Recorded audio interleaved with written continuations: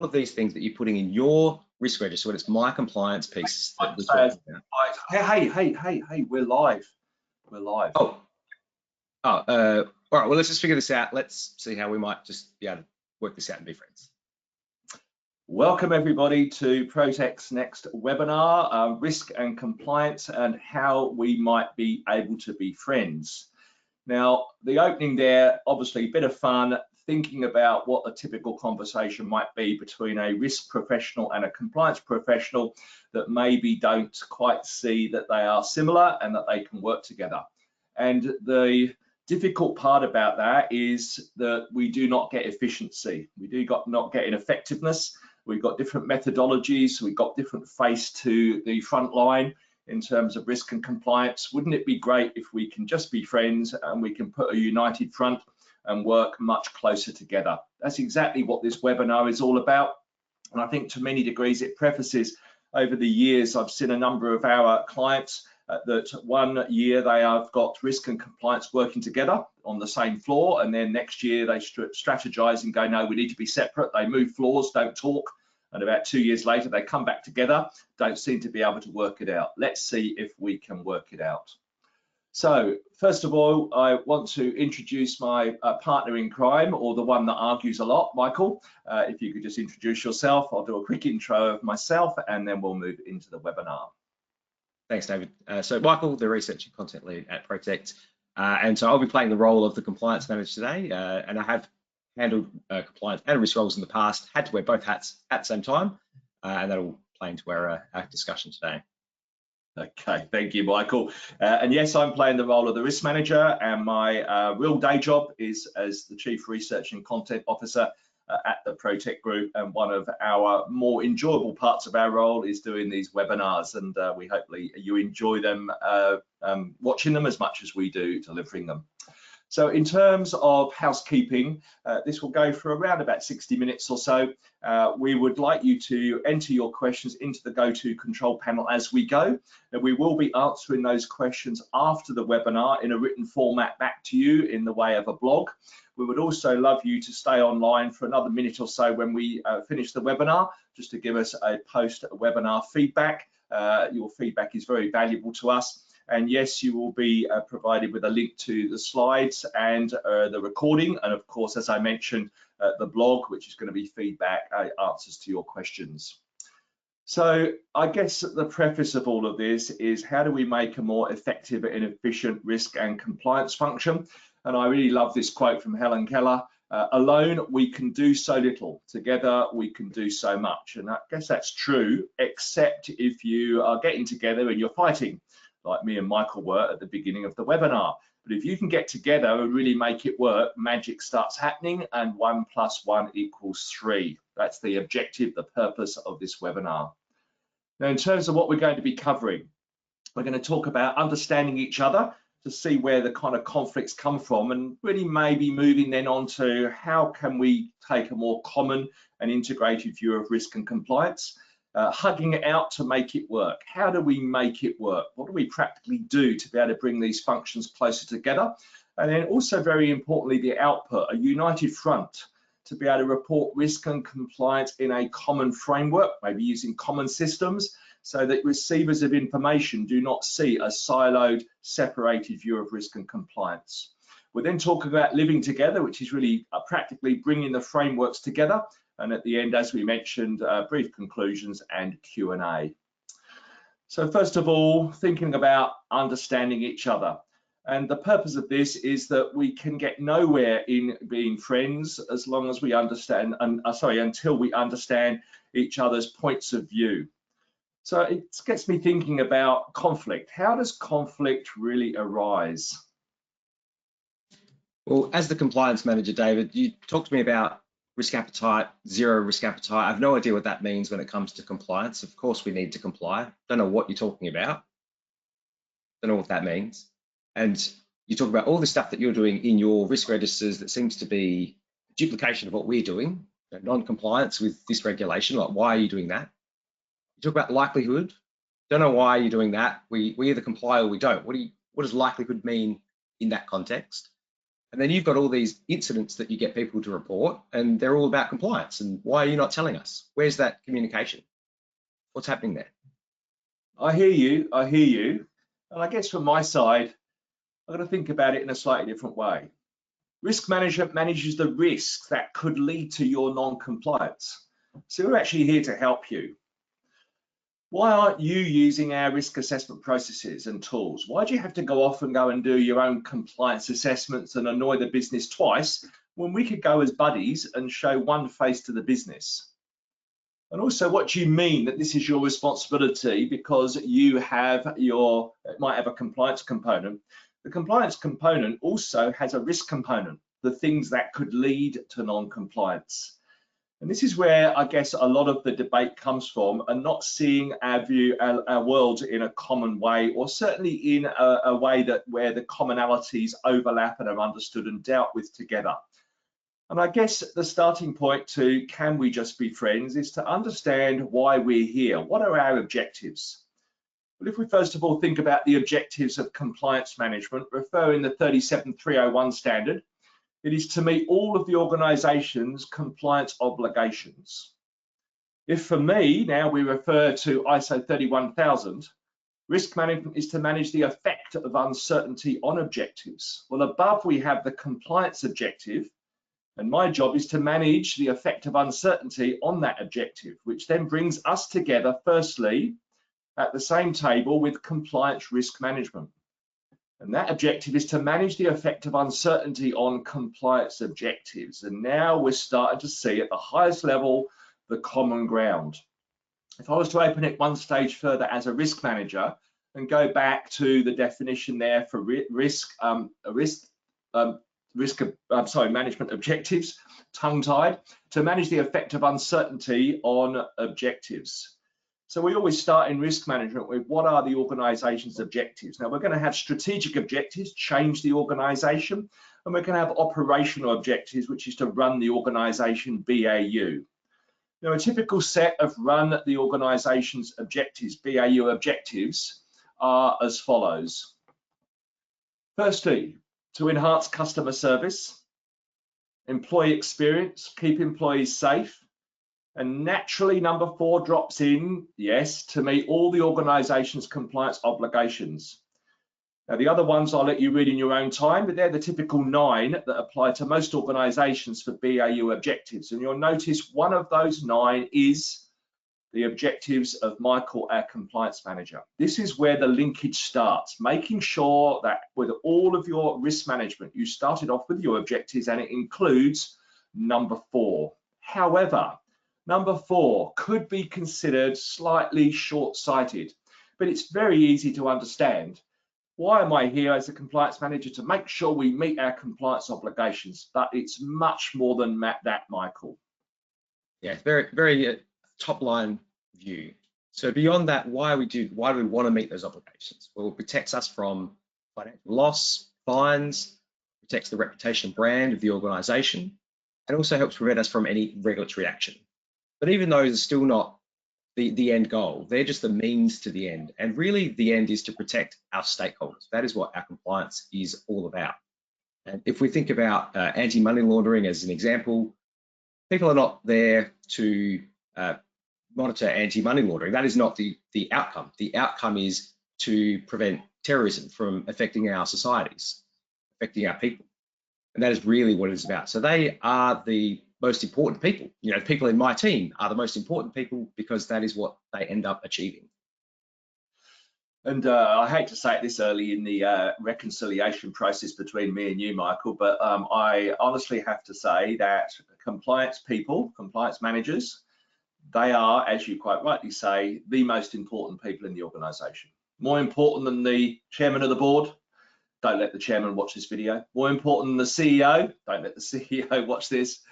Because who in the organisation has a job more important than protecting innocent people from terrorists, or dare I say our children from drug lords? So if we get to the ultimate objective, it is very much about the social in ESG. When I say this to people who are compliance people in a lot of organisations, they stand up taller, they expand their chest, and they feel a lot more prouder of what they are doing. And I'll say this slightly tongue-in-cheek, You know, we as risk managers, we sometimes get looked upon as the most exciting people and the first people to get invited to the staff Christmas party. Compliance people often suffer even more than that. Who wants a compliance person there? However, they are the people that protect us ultimately from all of these risks that society brings to us. So hopefully you're starting to get a bit of a feel of why we can get along. Let's look at the 3 practical components of why we can get along. Risk management supports the achievement of compliance's objectives. Number 2, compliance obligations represent typically the risk appetite of society in which we operate. Risk management ensures that we measure our risks against that risk appetite, evaluate them, and act if they are not within appetite. Therefore, many compliance obligations literally are the risk appetite of society, and we as risk managers need to ensure that we meet that appetite requirement. Getting slightly more specific, lastly, many compliance obligations are minimum control standards. Right? If we're driving our motor vehicle on the road, 100 miles an hour, 100 km/h speed limit, but the controls we need to have in place, we have to have controls that ensure that we comply with that. So we're talking in many ways the same language, which brings us to that last point of controls. And if we think about what a control is, in the eyes of a risk manager, control is any action, activity, or object aimed at reducing the likelihood and/or impact of a risk. That's me, that's how I feel. Michael, on the other hand, often will see a control as directly meeting or helping to meet a compliance obligation, especially where the obligations specifically state the controls you have to have in place, anti-money laundering and so on, anti-bribery and corruption. There's a lot of controls that are required to be there. So again, we overlap in our definition, and all I would say is make sure your controls definition covers both of those components to incorporate both the risk component and the compliance component. Now, what's really good about this, that's the law. I love to say this, but I need to be careful. The law is an ass, which means it has no practical risk-focused application, which hopefully that's not the case. It's always going to be the case that meeting a compliance obligation is managing risk, because otherwise the compliance obligation would have no meaningful reason to be there, time to lobby if that is the case. So if we now take those components, you can start seeing where the overlap occurs. But maybe now, Michael, that you've kind of seen this and I'm trying to be your friend, you know, where is the common ground? You're starting to bring me around a little bit, David. So if we're thinking about what I'm doing, you know, I need to understand the rules. I need to understand all the obligations that my organisation needs to abide by, and I need to do all of my compliance activities. So on your side, you're saying you've got your risk management processes where you're understanding objectives, you figure out what the processes of the organisation are and what the risks are. But then we've got that sort of middle ground where I need to understand my compliance objectives and how they affect the organisation, the processes for my compliance risks, and then some of those components you just talked about, so controls, compliance attestations. There is some overlap there in the middle where I think that we can maybe play a little bit closer. Fantastic. Well, I think it's time now to bring it to life with a little bit of a story. So I'm going to let you be the storyteller about how we can show how both risk and compliance in a practical way really do overlap and come together. Michael. Sure. So a story as old as time, or maybe not, maybe just the internet. Email, someone sends an email to the incorrect recipient. I'm sure many of us have done this ourselves, if not observed it in our organisations. First response, why did that happen? They were tired, stressed, was sent to someone who then used it maliciously. They were able to use that, and the customer, who was the intended recipient, suffered financial loss, stress, was a breach of an obligation, privacy laws, and the regulator took some further action. And beyond that, it ended up being reported in the press due to the magnitude of that particular incident. So one of the things that we love doing at Protecht is trying to bring that to life and visualize that in a story. And if you've followed Protecht for any period of time, you know how much we love bow ties. And so this is that story laid out in a picture, and it has an operational risk component. It is an operational risk. But me as the compliance manager, I'm a little bit more concerned about this stuff in the bottom right, which is that breach of privacy and the compliance component. Now, sometimes that same story could happen without there being a breach or without there being a compliance component, but still have operational impact on the organization. The customer might still leave because they're dissatisfied, or various other variations. And David, you're more concerned about those elements of the story. Absolutely, and I think it also highlights a really important issue here, and that is quite often when we get a new client, we'll have a look at their definition of compliance risk, which they typically have, and it will say compliance risk is the risk of non-compliance. Now, the only problem with that, we typically do not define our risks based on their impacts. Given that our objectives, or one of our objectives, should be to comply, non-compliance is an impact of a risk, it is not the risk itself, and that is what's shown in that box on the right-hand side. Now, the short name for the risk, or what we call the risk, should be the center of the bow tie, which we call the main event. To keep that very simple, the main event is what we call the oh no moment. When you're traveling through the day and life's good and suddenly something goes and you go, oh no. Now, I'm thinking that when Michael pressed that send button on the email and suddenly realized he'd CC to the wrong person and confidential data was gone, I'm thinking his head or his mouth is saying, oh no. Now, that is the risk, and this is very subtle but important. Compliance risk is not the risk of non-compliance. Compliance risk are the risks that could lead to non-compliance. Now, what that means is it moves your focus to the left-hand side, to the center of the bow tie, and by the nature of that, it makes you more proactive because you are now looking earlier on in the life cycle of this risk. You're not being reactive and late and only dealing when a breach occurs. This is subtle but important. So to bring that together in a stylized way, every risk we face, compliance risk, operational risk, I don't care what you call it, they are the same, is made up of at least one cause. We then have the main event, the oh no moment. We only have one of those per risk, and that then can lead to impact. We then have at least one control, I'm sure. Now, because we only have one main risk event, we typically have multiple causes and multiple impacts, multiple objectives being impact and multiple controls. Now, we put an outline around that, no surprise, we have the risk bow tie that Michael has been referring to. And then importantly, one of the impacts on the right-hand side, we'll say the middle one, is the impact on our objective to comply. So that would be when we do not comply. So what a great opportunity to now link that to Michael's world, which is obligations.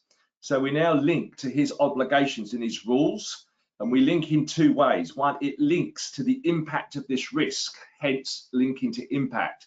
But also, if the compliance obligation specifically requires this control to be in place, it also links directly between the control and the obligation, which keeps Michael very happy because we could then run a report that says, here is your obligation, here's a related control that is required, and here is the effectiveness of that control, and Michael sleeps very well at night. Because it's linked to the impact, I also understand it's managing the risk, so I sleep very well at night as well. And what we're referring to here is the linkages. Linkages are very important. Let me give you a practical systems view of this. So the connections between compliance and the fundamentals of risk and controls is very important. Otherwise, you will not be able to report in this manner. So we've got to be able to link our obligations to risk, events, and obligations to controls.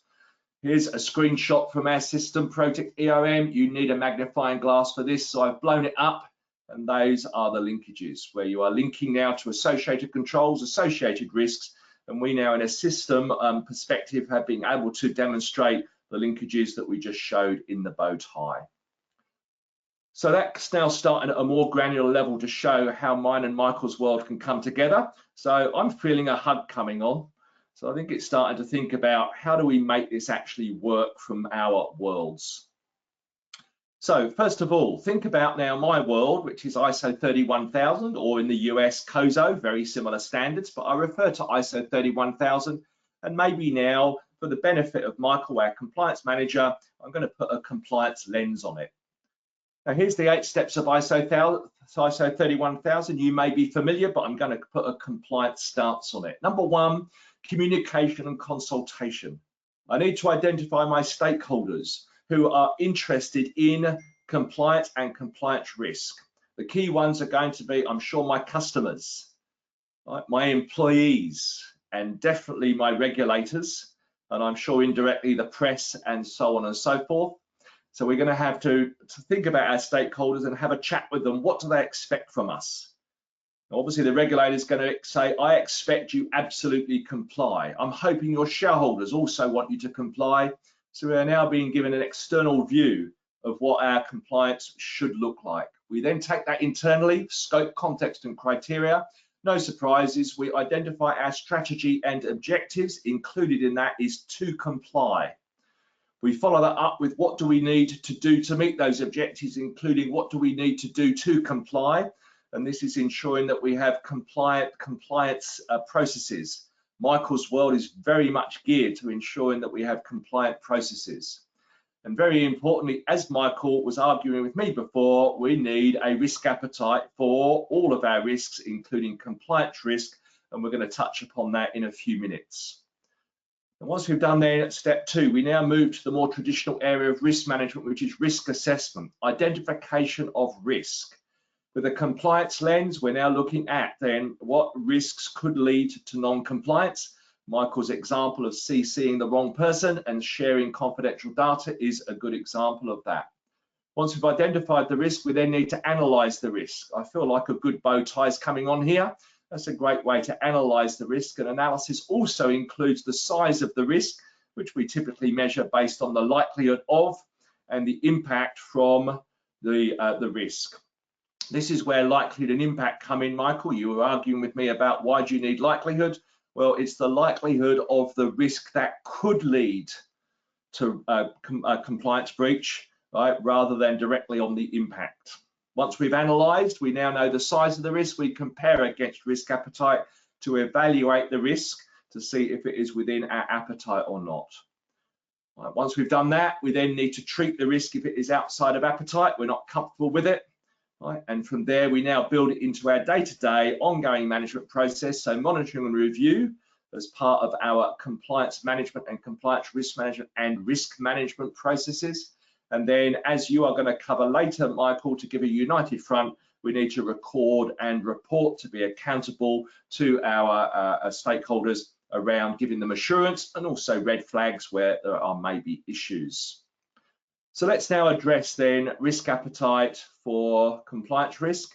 And I want to start off by thinking about risk appetite based on impact appetite, which goes against a little bit of logic, but I want to start there, impact appetite. And this now gives us what we call the stance for your compliance. So what have you got an appetite for non-compliance? Now remember that as an appetite for the impact, because non-compliance is an impact. Now if you answer no, we have no appetite for non-compliance with, which hopefully most of you would say. We then have to ask the second question then, is your appetite less than that required by regulations, which means you are going to apply a more stringent set of rules, conditions than the regulator demands. This pushes you down, right? So if you say no, it isn't, our internal appetite is the same as regulations. We are then what we call a compliance-based approach to compliance. If you are driving your motor vehicle along a road at 70 miles an hour, 100 kilometers an hour, and you sit at 99.99, always you have got compliance-based compliance. You really want to go a bit faster, but because you have no appetite to not comply, you will sit right on the border. That's what we call a compliance-based approach to compliance. If, however, your internal appetite is more stringent, it's lower than the regulators, right? Yeah, you now have ethical-based compliance, and we're now starting to see a lot of that, particularly in the ESG space, where organisations are front-running the ESG regulations and applying a more stringent requirement. Now that is ethical-based compliance, and we're certainly seeing a lot more of that come into play. If you're driving along the road and it's 70 miles an hour speed limit and it becomes very foggy and rainy and you drop to 50, you have ethical-based compliance going on. Now, God forbid this one, but if you have an appetite to not comply, what have you got going on there? You've got what we, in terms of appetite, apply a risk-based approach to compliance. Now, I don't mean that in the context of what ISO 37301 means. We'll talk about that later. This is literally, from an impact perspective, willing to take a risk to not comply, so hopefully you don't get caught. This is where we go 80 miles an hour in a 70-mile-an-hour speed limit, and hopefully we don't get pinged. I guess the most obvious example in the recent years has been Volkswagen, where the compliance breach looked like it was deliberate in terms of a financial benefit. Hopefully we don't see much of that happening. Now, to sum that up then, if we now go to what risk appetite really means, the degree of risk that the organisation is prepared to accept in pursuit of its strategic objectives and business plans. That's what risk appetite is. Now, if we think about compliance requirements, the minimum action and control standards society is prepared to accept in pursuit of our operational objectives and societies. They sound pretty similar. That's because they are, and the majority of compliance obligations and requirements are the risk appetite of society.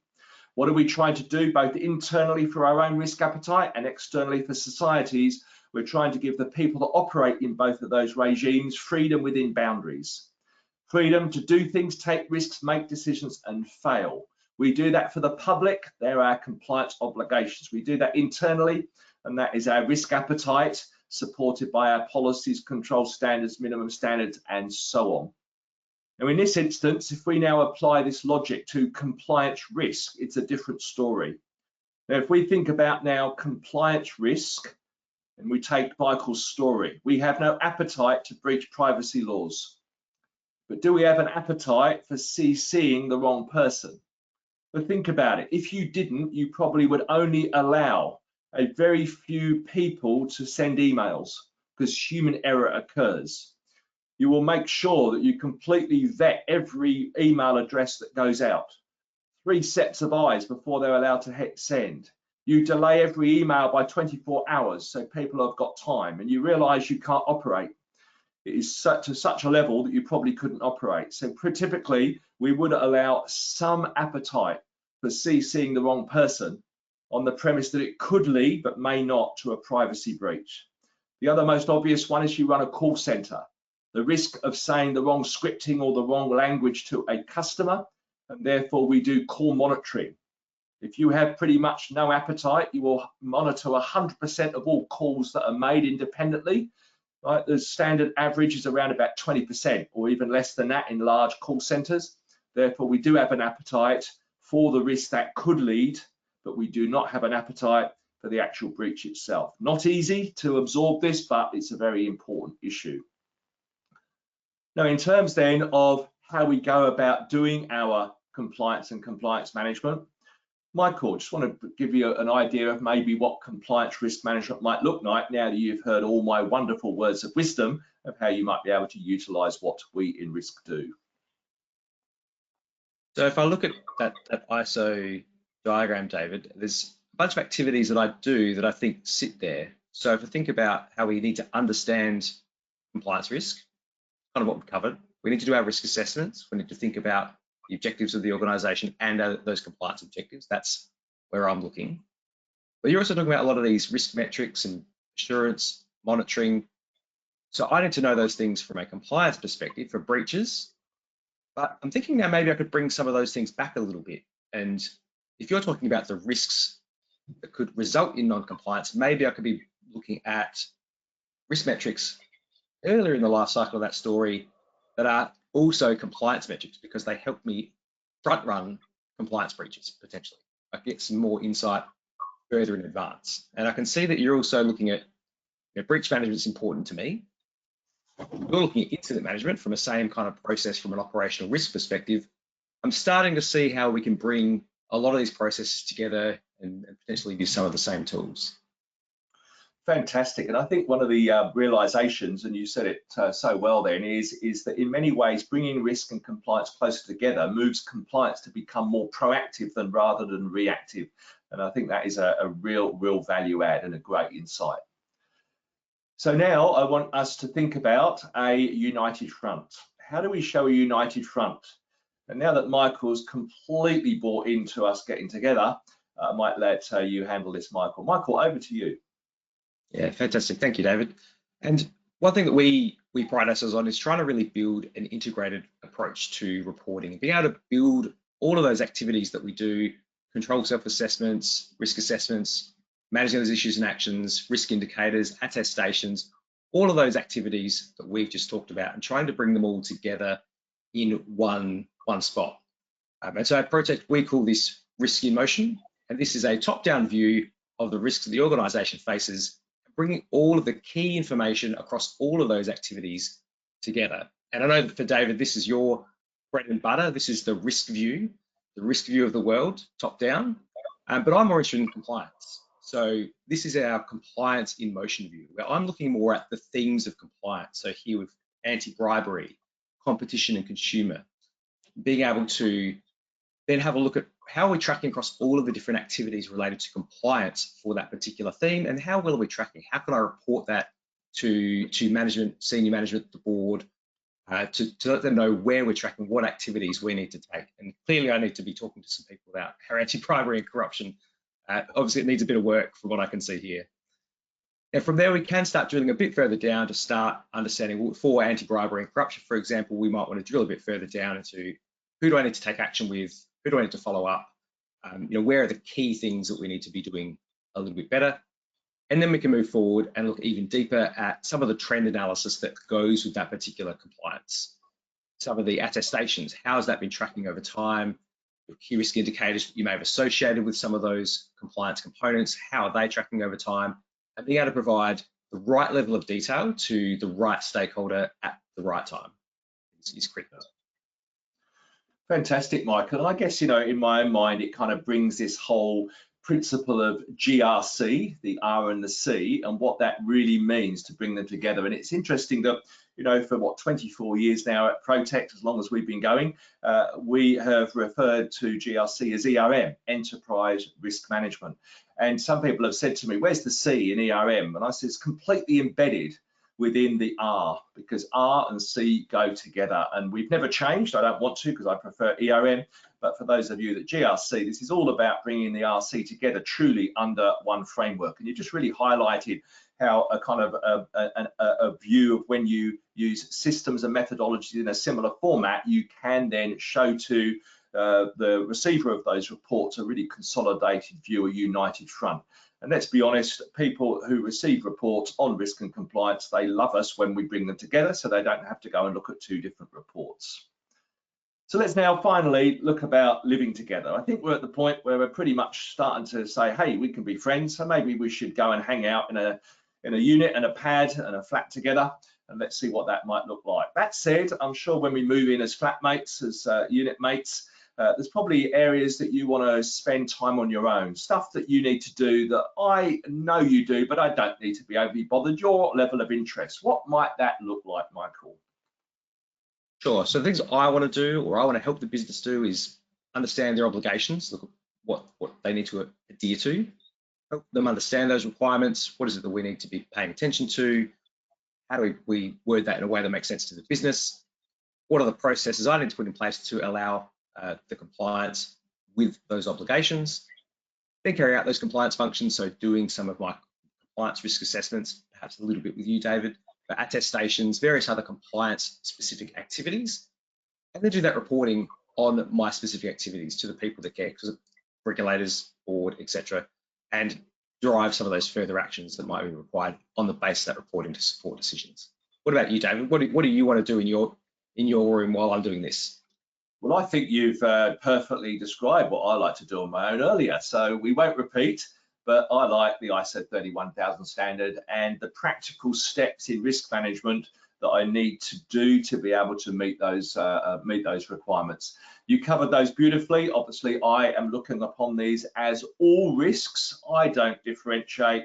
I'm not saying, sorry, compliance-related risks I'm not interested in. I've got hopefully a wider view of the world than that. So this is what excites me, and don't need to go through those again, but that covers all of my risk-related matters. Then we start thinking about coming into the common room, where we can sit in the lounge room and we can start having a really interesting combined debate. And you've touched upon it before, Michael, but compliance risk management. Now, in terms of... Sorry, David. I was just going to pick a couple of those out because I like the controls. We talked about controls earlier, and something we sometimes see is risk doing their sense of controls and how they like to do things and how they like to do assurance, and then compliance doing the same activity, potentially in a completely different way, and neither of them talk together. And I think this is where you and I can sit together on the couch and have a little discussion and make sure that we're playing the same game. You know, the other thought I had of that when you were saying that is, I remember a few years back now, but I remember with one client is talking to the frontline staff, management, and they were going, oh, you're coming back to do a risk assessment. We had one of those last week. We go, no, you didn't. We didn't do it. Ah, it was this, and showed it. Of course, it was a compliance assessment.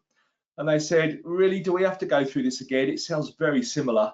And so this is one front, bringing it together is so much more acceptable to the front line, who are obviously trying to do their day job as well. So pulling that all together, what does compliance and risk management brought together really look like? This is a brief kind of diagram framework to give you a view. Number one, compliance, Michael, will start understanding the rules. What are the rules? And for that, we need a regulation library. We typically have that. It might be populated internally by your own team. It might be populated externally by a service provider. We at Protecht use LexisNexis for a lot of our APAC-related obligations. You may have a combination of both, where you're getting an external source and an internal source. From there, much of that is written in legalese. So we want to turn it into plain English obligations. And this is where we now do it in the language that non-legal people will understand. What does it mean for me, my business, particularly those frontline non-compliance, non-risk people? From there, we now start thinking about ISO 37301 that does support a risk-based approach to compliance. What does that look like? We now bring in risk and we risk rate the obligation. And that is trying to say that all obligations are not equal, because if they are, one of the statements you made at the beginning, Michael, why don't we just comply? We just got to comply. Well, that's all very well and done when you've got, 55,000 different obligations. How on earth are you going to make that happen? If you threw everything at every obligation, you would never be able to do it. So as a result, risk rating the obligation shows how much effort should we be putting into each of those obligations. The highest rated obligation, let's say a level 5, we would throw everything at it. A level 1, you might do an attestation every 2 years. So we get then fit for purpose, manageable compliance risk management capability based on that obligation rating. From there then, we do our activities. You do your compliance management, needs to be done, things like mystery shopping, deep dive fire reviews, attestations, but we also then get together and we do our compliance risk management utilizing all the tools that we've been speaking about. From there, we do our one face to customer, recording and analyzing in the manner that you shared with us. All right, and that then gives us that common view. Now, in addition, I feel sorry for you, Michael, because you can do this, but I'll feed off it. And that is, not only do you have to understand all the thousands of rules, you've got to keep track of how they change. So regulatory change, how are you going to bring those changes into those rules, which then flow all the way around through the circle again to make sure we are up to date with all our obligations. But what that means is when we get together, we get in the middle. We've now got your compliant business processes, which you predominantly look after, compliant processes, which you look after, and then our compliant risk management processes, which is where we truly get together, and that is where we are going to get most of our efficiencies. Now that brings us to the end of the detail, and hopefully you can start seeing that me and Michael have done serious counselling here to discuss our differences and hopefully find a common ground. And I guess, Michael, before we maybe just prompt the Q&A, or certainly the Q, maybe a final couple of conclusions or conclusions for you in what we've covered, the main points that you would you'd like to share. Yeah, and I suppose my experience has been having to wear both hats in the same role, and that is quite challenging, and you do have to make sure you understand which hat you're wearing. And it's very easy for I guess resourcing to come into play, and if you are not if you're focused on one thing at the expense of the other, then that can become a problem. So you need to be really clear about where you're actually playing, and if you do wear both hats, which one you're wearing. Absolutely, and I think I've only got a short statement, but I'm going to leave mine right to the end because it's going to be my closing statement of my main conclusion. But before we do that, I just want to prompt you all to answer or ask any questions that you like. Please go to the go-to control panel, pop them in there, and we will then review those, ponder those, and then write a written response by the way of a blog and share that back with you together with a copy of the presentation and also then a copy of the recording if you wish to share with any of your colleagues who also need counselling to become better friends. Before I do sign off, I just wanted to also share with you our Protecht Academy training. The Protecht Academy training, this is the list of our courses. It shows the ones that are available right now, and particularly for this webinar, we have My World, Enterprise Risk Management, bringing it to life, a complete overview of enterprise risk management, GRC if you wish to call it that, and also Michael's compliance and compliance risk management. He wasn't selfish enough just to call it compliance management.